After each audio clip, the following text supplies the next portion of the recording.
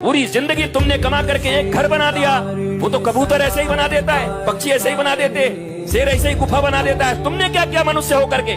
माँ बाप कहलाने के अधिकारी कैसे हो? माता पिता कैसे कहला सकते हो बताओ?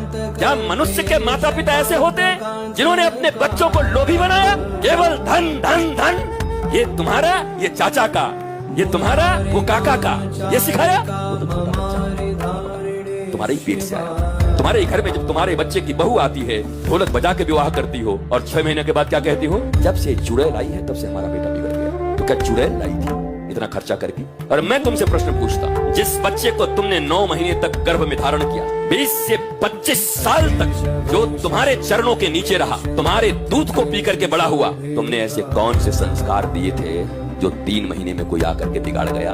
शर्म तुम्हें आनी चाहिए या शर्म तुम्हें आनी चाहिए? अपने छातियों पर हाथ रखो। कौन सा संस्कार? कहते हैं बिगाड़ दिया।